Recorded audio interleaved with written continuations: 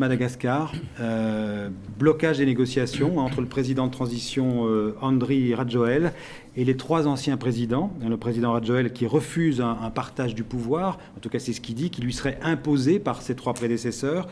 Que pense le gouvernement français de cette situation de blocage aujourd'hui à Madagascar? D'abord, le gouvernement français se réjouit que le dialogue politique soit repris à Madagascar, puisqu'il y a eu un moment donné... il est déjà bloqué. Oui, mais il a été très longuement bloqué, à tel point que la communauté internationale envisageait un certain nombre de sanctions. C'était très compliqué.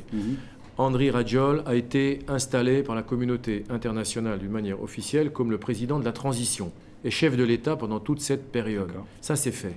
Et puis, il y a un certain nombre de négociations qui restent à conduire pour la composition du gouvernement dans le cadre des accords de Maputo. C'est vrai que les choses sont compliquées. C'est vrai.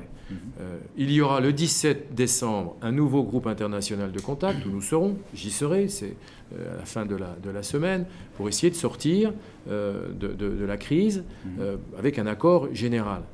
Pour nous, France et la communauté internationale, quels que soient ces accords, nous restons sur un objectif qui est celui de l'organisation d'élections le plus rapidement possible. Et la mise en place d'un gouvernement avec les quatre tendances. Bien sûr, mais il faut que les choses qui vont être mises en place permettent la gestion, je dirais, des affaires courantes de Madagascar jusqu'aux élections. Surtout, ce qu'il faut, c'est un accord sur un calendrier électorale pour que très vite on sorte de cette période d'incertitude et que très vite Madagascar retrouve des institutions fiables.